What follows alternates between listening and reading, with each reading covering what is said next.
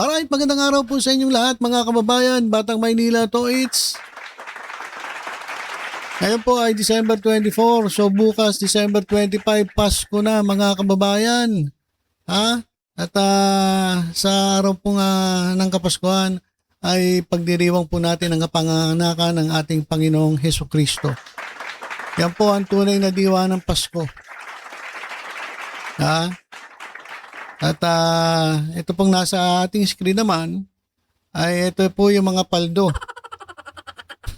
Mga paldo po ngayong Kapaskuhan at sa darating na bagong taon. Yan po. Yan po yung mga mga top notcher. Mga top notcher po ito. Alam mo, pagkalinis-linis na ito mga to kapag nagsasalita dyan sa Senado, ha? Alam mo, pagkalinis-linis, meron pa mga praise the Lord. Hallelujah. Tapos, ang lakas manira. Ang lakas manira. Adeng! Sumuko ka na. Ay, hindi pala sumuko. Ano ka na magpa-check up ka na. Tigilan mo na yan pag-a-addict mo. Kala mo, pagkalinis-linis, no? Galit na galit, kala mo galit na galit sa korupsyon. Kumbaga, ang galing-galing nilang magsalita. Kami laban sa korupsyon. Kinakailangan ng gobyerno ay malinis, hindi korap. Tingin ka muna sa salamin. Baka ka magdadadakdak dyan. Di ba? Kala mo pagkalinis-linis. Ito po yung mga top notchers. Top notchers na ano ba? Ito mga kababayan. Sila po, yung mga senators na allegedly nag-request po ng mga proyekto sa NEP, National Expenditure Program 2025 mga kababayan. Ito po yung mga hinayupak. Ito po yung mga top notchers. Nag-request ng budget para sa proyekto yan po sa NEP, sa NEP 2025. Ito mga kababayan kasi, itong dyan ang tanong nating mga Pilipino. No, dapat ito tinatanong natin sa kanila eh. Ito pong mga nandito, mga literato, ito po ay mga senador. Ano ba ang trabaho ng mga senador? Di ba ang trabaho ng senador? Gumawa kayo ng batas. Gumawa kayo ng batas at gumawa kayo ng batas. Ayun ang trabaho ninyo, kaya nga tinawag kayong mambabatas. Gumawa kayo ng batas. Para saan? Para sa ikaunlad ng ating bayan. Hindi katulad nung ni Pulong Duterte. Gagawa ng batas na self-serving. Gagawa nga lang ng batas. Minsan nga lang gumawa ng batas magpe-present ng bill. Self-serving pa. Walang iya. Dapat pag kayo ay magsasabit ng bill na pag-uusapan dyan sa Senado, dyan sa Kongreso, sa House of Representatives, dapat ito ay Filipino serving bills, di ba? Dapat tao makikinabang, Pilipino ang makikinabang. Hindi katulad ni Pulong Duterte, yung kanyang isinabit na bill ay para sa para sa sariling kapakanan. Self-serving.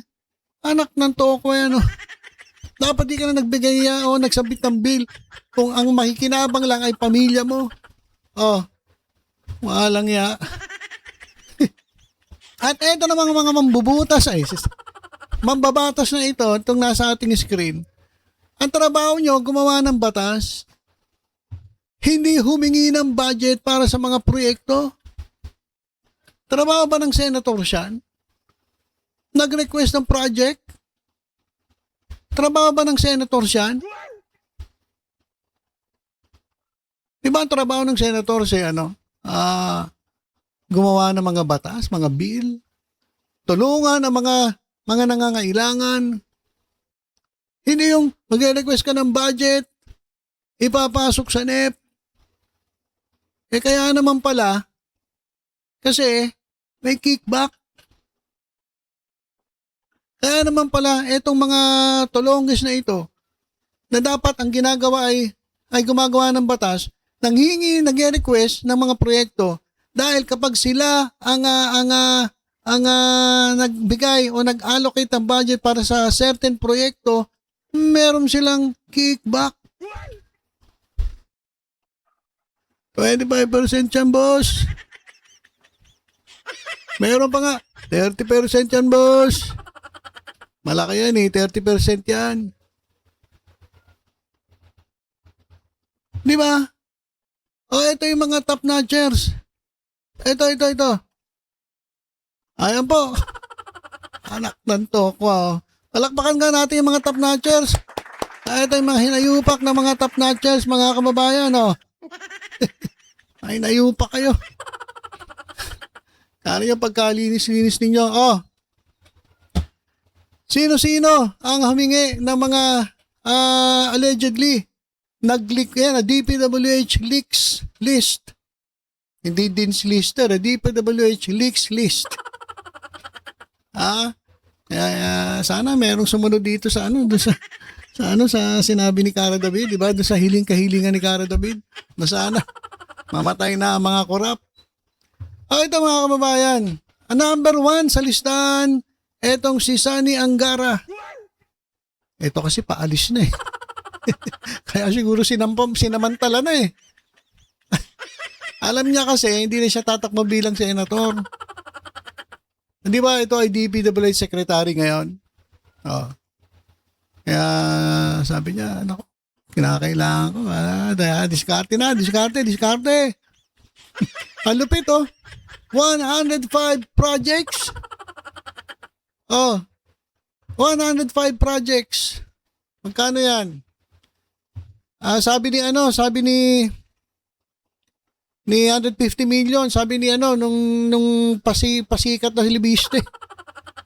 150 million daw ang pinaka minimum. So kung computein lang natin, sandali. Computein natin. 125 million times 25% na lang, guys, 25%.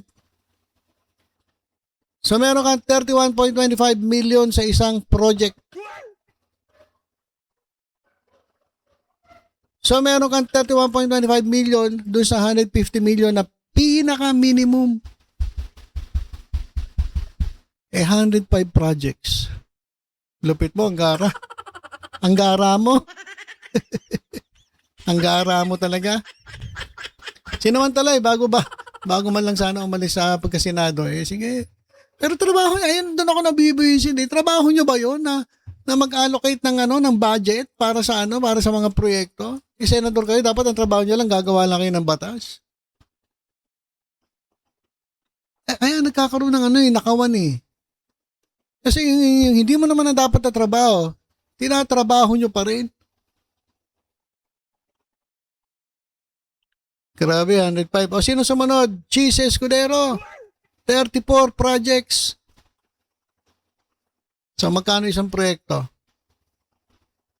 Kaya yung kwintas ni Heart Evangelista magkano? 50 million? Magkano ba yun? Hindi nakakapagtaka eh. Hindi nakakapagtaka eh. Talaga namang kurumampa eh. Talagang tapos gumaganong-ganong pa yung mga ala-alas. Joel Villanueva, 30 projects.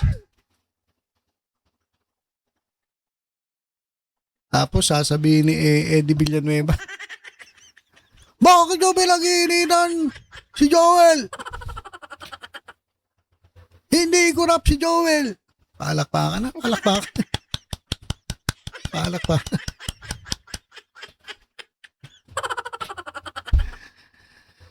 Ito pa, isa pang maingay din ha. Ito si Ading. Ading! Tahimik ka, Ading.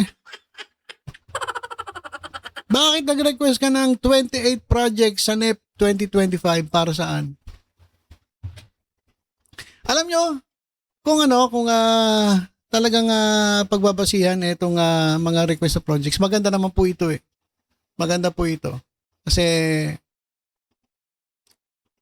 makakatulong ka sa mga mabibigyan ng halimbawa kung ito ba'y serbisyo, ito ba'y pabahay, ito ba'y eskwelahan, ito ba'y flood control, ito ba'y kung ano-ano mga proyekto.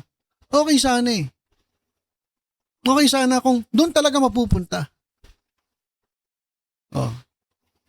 Kaso ang problema mga kababayan, may katkong na sila, may kickback na sila, ay minsan ghost projects pa. Dapat itong lahat ng proyektong ito, ma-check, maano ng Commission on Audit. Sana kayo mga taga-COA, hindi rin kayo nabibigyan ng o nalalagyan ng kickback. Baka maabutan lang kayo, wala na, kinakalimutan nyo na trabaho nyo. Taga-audit kayo.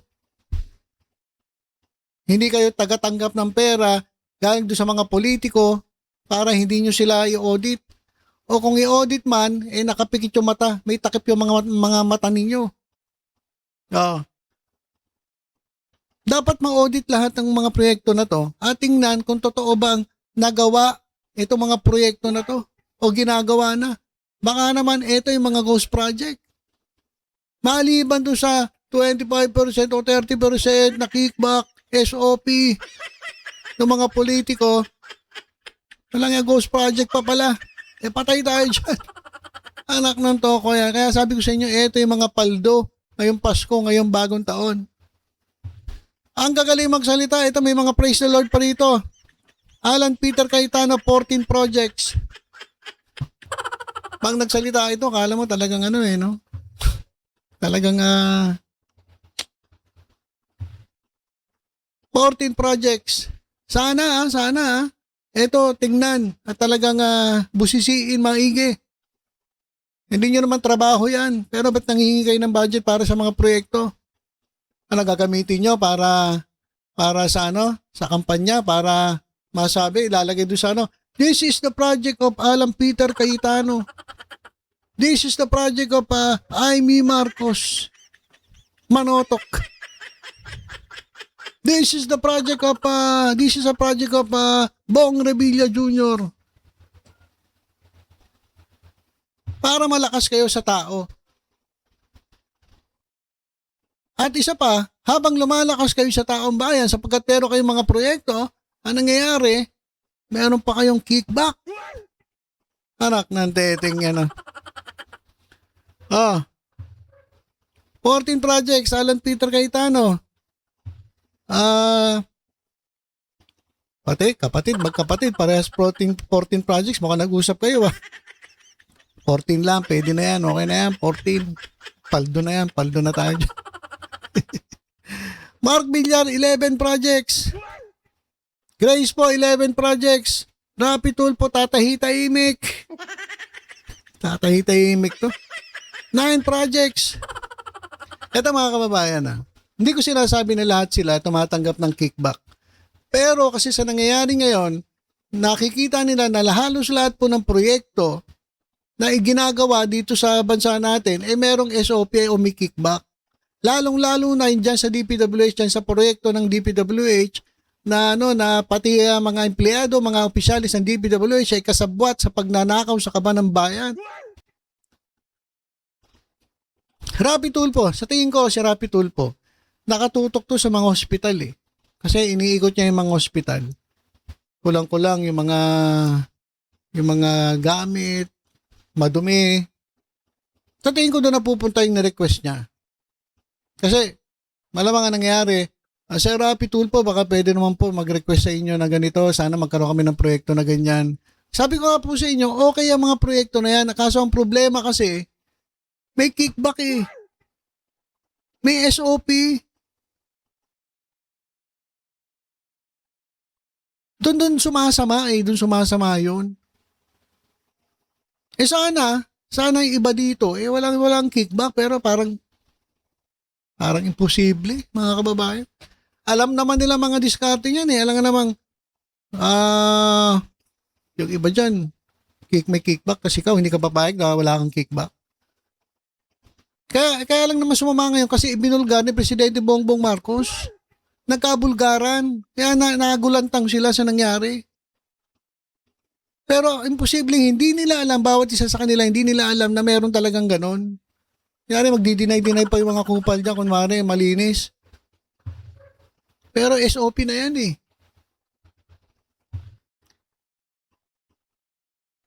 sino pa? Kiko. Hindi pala Kiko. Coco Pimentel. 7 projects. 1 Mig-Subiri, 6 projects. Jingo Estrada, 6 projects. Ang pinag-uusapan dito, NEP, National Expenditure Program. Hindi kasama rito yung insertion dun sa BICAM. Hindi kasama yun Hindi kasama yun. Pinag-usapan lang natin dito, NEP. So, 6 projects kay Jinggoy, pero pagdating doon sa BICAM, doon dumali, mga kababayan. Bongo, 5 projects. De La Rosa, 5 projects. Lito Lapid, 5 projects. Tolentino, 5 projects. Loren Ligada, 4 projects. Sherwin Gatchalian, 4. Tignan nyo mga kababayan, konti lang sila. Dapat konti lang eh. Alam nyo bakit? Kasi hindi naman talaga nila trabaho yan. Ang trabaho nitong mga mambubutas, ng mga mambabatas ito ay gumawa lang ng mga batas. Mag-imbestiga ng mga korupsyon at pagkatapos gumawa ng batas na may kinalaman doon sa nangyaring korupsyon in aid of legislation, kaya sila nag-iimbestiga. Kaso iba dito nag-iimbestiga para sa sariling interes. Alam niyo na kung sino sinasabi ko. Yung nagtatagong kalbo. Yan ang style nila eh. Nag-iimbestiga para self-serving self-serving, hindi para sa taong bayan. Di ba? Tingnan ito mga konti lang. Sherwin Gatchalian, 4 projects. Nancy Binay, 4 projects. JBRC ito si The Good One, 2 projects. Robin Padilla, 2 projects. Manny Pacquiao, 2 projects. And isang proyekto para kay Risa Ontiveros. Siguro, kaya konti, kasi nahihiya sila. Kung baka, hindi ko naman trabaho to, hindi naman ako dapat nanghihingi ng budget para sa mga proyekto kasi unang-una, senador ako eh. Hindi naman ako contractor eh. Hindi naman ako civil engineer eh. Hindi naman ako DPWH. Wala naman ako kinalaman sa housing projects. Wala naman ako kinalaman sa hospital. Ang trabaho ko gumawa ng proyekto, gumawa ng batas. Pero, ayan. Ito yung mga top notcher. Dito sa kaliwa. Ito yung mga top notcher. Ayan o. Ngiting-ngiti. Paldong-paldo. Kasi, ayun mga kababayan ng problema. Ang dami natin pera. Ang Pilipinas po, ang daming pera. Ang dami pong pera ng Pilipinas. Sino nagsabi naghihirap ang Pilipinas? Ang daming pera. Ang dami nga natin proyekto eh. Si Angara nga, 105 na projects sa isang taon. So, ang daming pera. Ang tanong, saan napupunta? Sabi ko nga, dapat imbestigahan yung mga proyekto na itong mga to. Nagawa ba yan?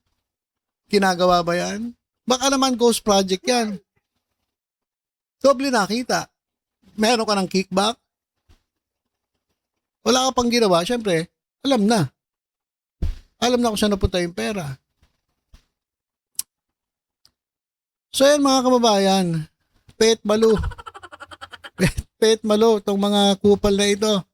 Itong mga ito na mga paldo. Pero mo, hindi nyo naman trabaho dapat yan eh. Pero bakit ganun? Bakit? Ang dami yung proyekto. Alam nyo na kung bakit, di ba?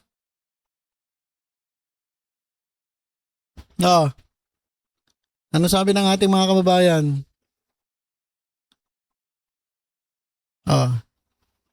Basahin natin ito. Kung titignan lahat ng proyekto ay legal at dumaan sa tamang proseso, dedikasyon lang ito sa serbisyo publiko. Ito lang naman masasabi ko. Dumaan naman si legal yan eh. Madali lang humingi ng budget. Pero tingnan mo, kapatid, yung implementation. Na-implement ba yung proyekto na yan? Wala pa silang kickback dyan? Baka naman yung proyekto na yan hanapin mo. Yung sa 105 ni Angara, tingnan mo kung kompleto lahat. Baka 80 lang. Baka 90, 100. Ay mawalan ka lang ng 5 proyekto ron, no? Paldo na. Si Senator. Di ba? Lahat ng projects niya may epekto sa community kung successful at implement. Yun nga sinasabi ko. Wala dapat issue kung ano. Kaso, yun nga wala na nga eh. Sirang-sira na itong mga politiko na to eh. Kasi nga, nabulga ni Presidente Bongbong Marcos yung flood control anomaly. At doon sa flood control anomaly, doon nabulgar lahat. Lahat po, halos lahat ng proyekto, may SOP, may kickback. ang mga politiko. Yung proponent. Sila mga proponent. Di ka na naman save cheese. Grabe Grabe mga kababayan. Sana lang, itong mga proyekto nito ay nagawa ng maayos.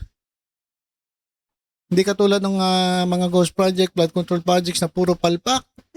Nagpayaman lang talaga yung mga magnanakaw dyan.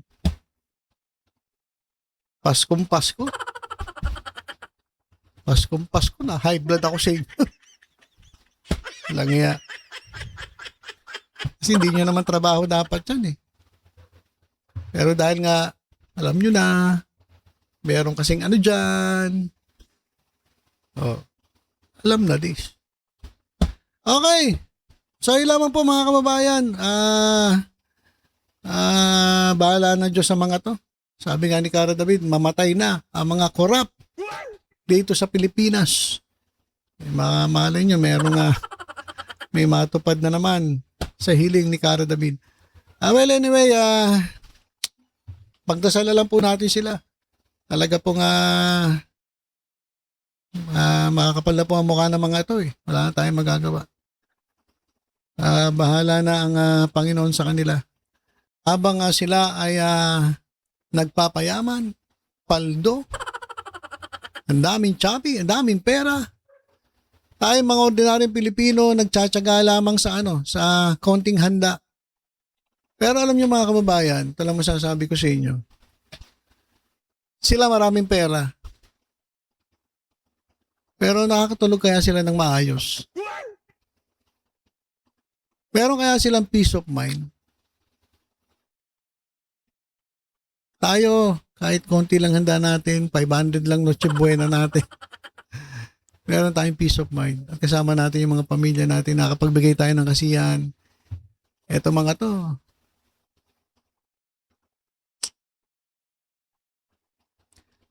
Ewan ko.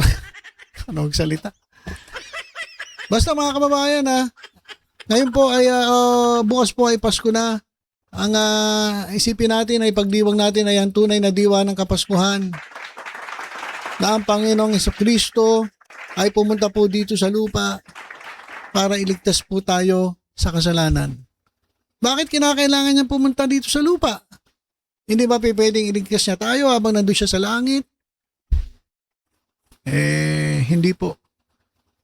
Ang plano po ng Diyos talaga ay pagpunta ng ating Panginoon sa isang sabsaban. Biruin niyo mga kababayan Pwede naman pumunta dito ang Panginoon ng talagang parang King of Kings, Lord of Lords. Pwede pumunta rito. Parang si Thor, di ba? Si Thor. Talagang pag bumagsak dito, hawak-hawak niya yung kanya. Pero isipin niyo mga kababayan, bakit pinili ng Panginoon na siya ay pumunta dito sa lupa at siya ipinanganak sa sabsaban? Hindi sa mga hotel na katulad ng mga bahay ng mga itong mga politiko mayayaman na magnanakaw talaga. Hindi pa. Na mga corrupt.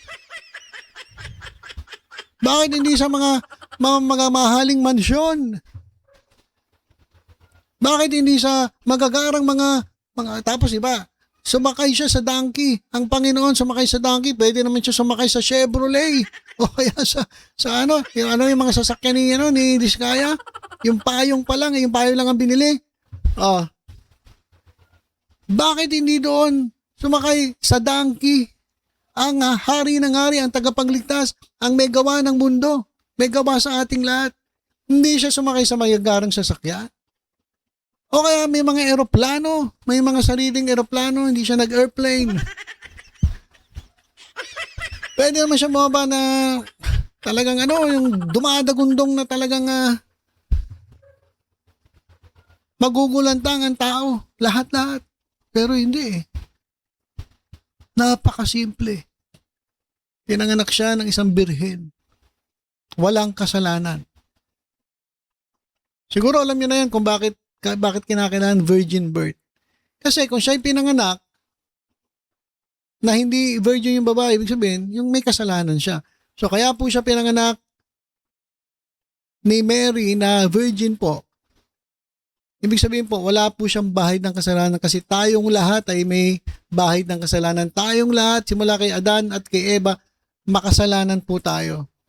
Ayun po yun. Kaya kung si Jesus Christ ay ipinanganak ni Mary, nag-sex sila ni Joseph, at nabuo si Jesus, hindi po siya pwedeng tagapagligtas kasi may bahid po siya ng kasalanan. Kaya virgin birth. Wala po siyang kasalanan, kaya kinuha niya po sa kanyang binuhat niya po tayo. Lahat ng ating kasalanan, lumaki siya, nakisalamuha sa tao, nagturo sa tao. Ang dami niyang tinuturo ng mga ganda, pero ang ginawa ng mga demonyo, ng mga hipokrito, mga politiko. Uso-uso na politika dati, di ba? May ipapanganak na tagapagligtas, patayin lahat ng mga hindi nila nagawa yun kasi prophecy yun eh. Pinanganak siya hanggang lumaki siya, nagpapako siya sa krus para sa ating kasalanan. Yun po ang tunay na diwa ng Kapaskuhan. Kaya sana po yun po yung isipin natin at kung ano man ay bigay sa atin ng Panginoon, binigay sa atin na blessing, pagpasalamat natin sa Kanya. At wag po natin kalilimutang magpasalamat sa Panginoon sa lahat po ng binibigay sa atin. Yung buhay natin, yung buhay po natin, i-gift na po ng Panginoon sa atin yan. So, wag po kayo may inggit sa mga magnanakaw. Wag po kayo may inggit sa mga korap.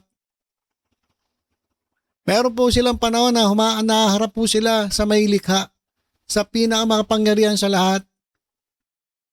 Yung baby po na pinanganak sa sabsaban, yun po ang haharapin nila. Na itong mga magnanakaw sa gobyerno. At pagharap nila, sigurado doon sila mapupunta kay Satanas. Pero yung mga lumalaban ng patas, nagtatrabaho, hindi nagnanakaw, hindi nangungurap, alam nyo, mas mapalad po kayo. Huwag po kayo maingit sa mga yan. Mas mapalad po kayo. Kasi po ang favor po ng Diyos ay sa inyo. Sa mga magnanakaw, wala pong pabor ang Diyos sa kanila. Tandaan nyo po yan. Tandaan nyo po yan.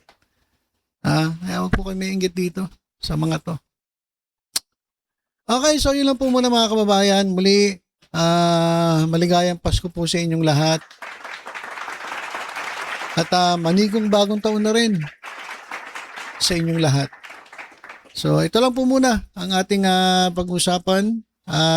Titingnan ko mamaya kung meron pa tayo mapag-usapan, pero alam ko meron pa eh. Maya-maya na yun. Pero for the meantime, tutok-tutok lang po kayo dito po sa Batang Maynila. To sa iba pang updates. Ingat po tayong lahat. God bless po.